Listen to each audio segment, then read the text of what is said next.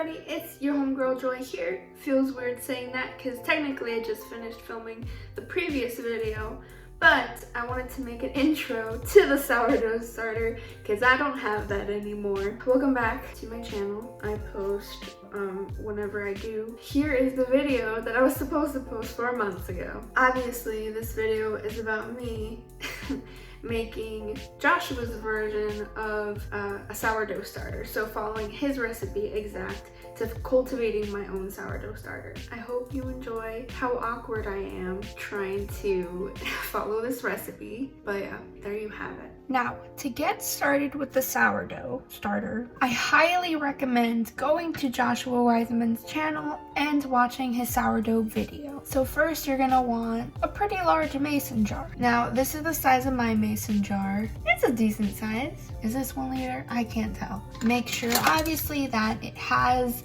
a lid. This type of lid I recommend. And next, you are going to want a food scale. This is going to really save your life when it comes to really following his recipe for the sourdough starter. Now, I have this one. I think it was like 12 bucks on Amazon. They're not expensive, and you're gonna find that it is so helpful with cooking in general in the future, and you're gonna be really grateful that you bought one because I use mine all the time. Second, I almost called it rye. Joshua uses dark rye flour, this Red Mills. I have hiccups. He uses this Red Mill organic whole grain dark rye flour, stone ground. Here you go, take a gander. And one of the most important things to make sure all the flour that you use is unbleached. I didn't have the exact unbleached all-purpose flour that he had. Now I'm using a Red Mill organic flour all-purpose unbleached. I read that upside down. I just stabbed myself in the eyeball.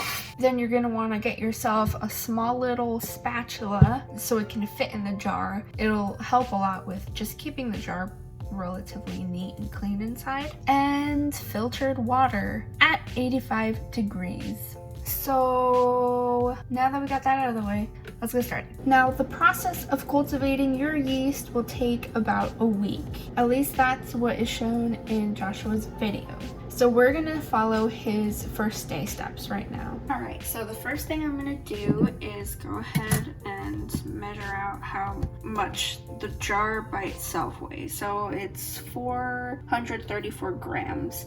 Now I'm gonna jot that down real quick just so I don't forget. And it's gonna be really important that you jot this down. Again, I recommend watching his video because he goes into detail and it's really good. Hopefully I can recreate this. The first thing you want to do on day one is fill up your mason jar with 100 grams of that stone ground rye flour. I almost said rye flour. So add in 100 grams of the whole grain dark rye flour into your mason jar. After you have the flour added in, slowly add in 150 grams of your lukewarm water. Now, I used filtered water that I heated up to 85 degrees. Now, just make sure that you completely incorporate the flour and water together. Make sure that there is no flour left on the bottom of the jar. And then you want to just loosely cover the jar with the lid. So make sure it's not tight. Pressure will build up because of the expanding yeast in there that's starting to cultivate. There's gonna be a lot of air pressure in there, so loose. Now, once you are done with that, just label your jar. I write it on the top of the lid because there's a little space for it. And I wrote down today's date and what I decided to name our sourdough starter that we're starting together. Aragorn. So that is all for day one. Now we'll just have to wait 24 hours and tomorrow we'll see how the sourdough is doing and if there is a little bit of a rise in the fall or any sort of movement. Hi, welcome to day number 2. My voice cracked a little because I haven't spoken today yet. It is morning and I have recently woken up. So what you're going to do is leave behind in the jar 70 grams of your starter. Okay, so now you're gonna mix 50 grams of that dark rye flour with 50 grams of your organic unbleached all-purpose flour. You're gonna put that in with your 70 grams of starter, and you're going to mix in 115 grams of your lukewarm filtered water, 85 degrees Fahrenheit. Now go ahead and mix that all together, and you are done with day 2. Now I'm curious to see what happens as the day goes by, and if I see any activity more significant than like the centimeter that it moved before, I'll put in a little snippet, and if not, then nothing happened.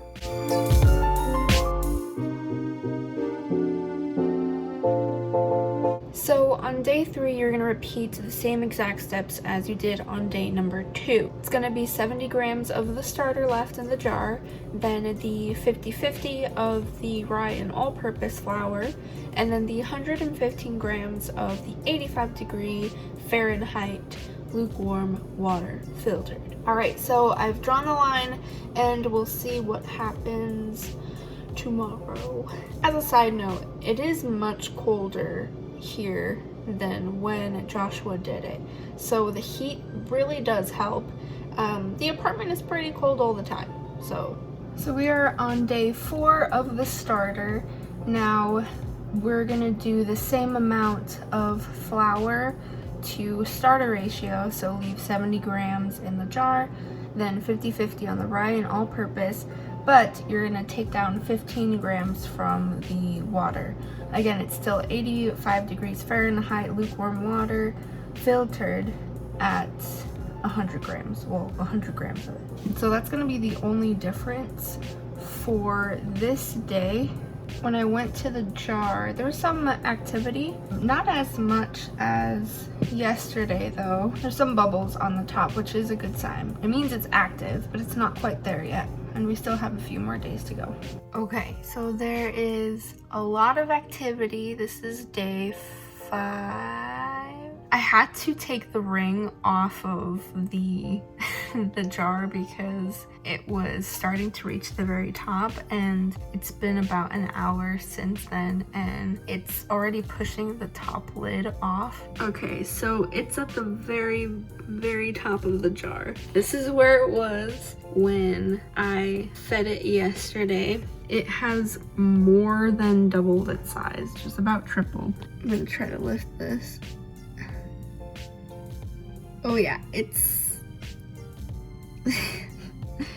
yep, it's to the very top, so I'm gonna let it do its thing, and once it starts going down, I'm gonna go ahead and do day 5 feeding. Okay, so I just checked the notebook, my notes, and it's the same exact thing as we did yesterday. So 7, 50-50, 100. Just go ahead and do it again. Okay, so I just took the lid off. This is how much was touching the top, and it's been a couple hours now, but it has gone down a good bit, just about there. This was really successful, and I'm so excited to see what happens tomorrow. I'm kind of scared because I don't know if it's gonna overflow. I may need a bigger jar. I don't know. I think it'll be fine. Look at that. So I marked where it was once I finished feeding it today, and it's already doubled in size. I'm a little terrified, but also really excited. So we'll see what happens later tonight or tomorrow. Okay, so now we're at day 6. This is where we start dropping the starter amount even more. So instead of the normal 70 grams, you're gonna be leaving 50 grams in your jar. And then add the same 50-50 amount of the rye and the all-purpose, organic, unbleached, with the 100 grams of filter 85 degree Fahrenheit water. Okay, it is the next morning. As you can see, there has been a double in size increase and a rise and a fall. Let's see if there's some bubbles on the inside. There is still a lot of activity, which is really good. Okay, day number 7. We did it. We've made it to day number 7. And then now, the only difference that we will be doing is reducing the amount of starter that we leave in the jar once again. So this is gonna seem like there is nothing left in your jar because that's how it's been feeling for me, but it's been working very well. You're gonna leave 25 grams of your starter in your jar. After today, this is what you will be doing every single day if you leave your starter out, of course. I like to leave my starter out because I like to make bread a lot for my husband. So I'm gonna repeat one more time. 25 grams of your starter should be left in your jar. Mix your 50 grams of the whole rye, the dark rye flour, and then your 50 grams of your unbleached all-purpose flour. And then lastly, 100 grams of your filtered, lukewarm, 85-degree Fahrenheit I almost said Fahrenheit weather. Fahrenheit water. Okay, now we will be able to feed this every 24 hours or 12 hours. 12 hours is best just to keep it very active and healthy. And if you don't want to feed it every single day, you can feed it once a week if you keep your fridge in the starter. If you keep your starter in your fridge, all you have to do is take it out, let it get to room temperature, then you can feed your starter and then wait about an hour or two when things start to rise and get more active, and then you can put it in your fridge to let it sit for the week until you need to feed it again. That was pretty successful, and I'm so excited to make bread with this. I'm not the best at making bread just because it's so new to me. I've been trying to make it for a couple months now though, and I'm getting better and better at it, more confident with bread making, which confidence is key when it comes to making bread. But yeah, this whole recipe for this starter is great and has been working beautifully. I don't know if you see this, Joshua, this is pretty cool. Thank you for this recipe. I am in no way claiming this recipe as mine. Again, I suggest that you go to Joshua Weissman's channel, check out all of his videos, his own recipes, things that he comes up with that he loves to cook. He loves making fermentation videos. It's really fun to watch and really informative, and you'll learn a lot. I need to learn how to speak English apparently. Though today is the 7th day, I'm going to still record tomorrow just so I can so I can show you the progress that the starter has made with that little amount of yeast. Hopefully there's a good bit of activity, but I'll keep you updated. Okay, it is the 8th and final day, just to show you what it looks like with only 25 grams left of 25 grams of yeast left. There we go. But let me go ahead and show you. Look at that. So that's how much was left, and this is how much the yeast had risen. And then here is the drop. And still very bubbly. And there you have it, guys. It is very easy to follow, and it worked beautifully. It looks beautiful and smells really good, and I can't wait to make some bread with it this weekend. Stay tuned for more videos of me trying to cook different things.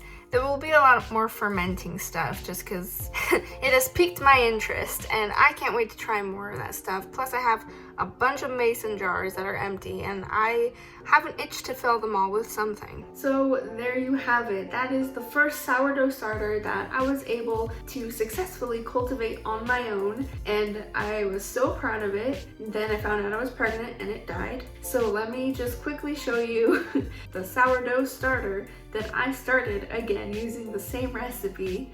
Here it is. This is the last day I needed to cultivate. Well, cultivate until I got my mature starter. So this is how much is usually in the jar for me when I finish feeding. and then I just like to see the growth. His name is Legolas. Yes, it's a he. But yeah, he's due for another feeding right now, which I'm gonna go do. I can't wait to bake some bread. Anyways, I hope you enjoyed the video, how awkward I was throughout the whole thing. I will leave a link down below to Joshua's channel, and more specifically, his sourdough starting video. Yep. I highly recommend go checking it out, follow it for yourself step by step, or do what I did and write down the whole instructions, recipes, and then just go about it day by day. I hope you enjoyed. Thank you so much for liking, subscribing. Don't forget to leave a comment down below of your sourdough journey, starting from the start to the bread. And yeah, stay joyful, everybody.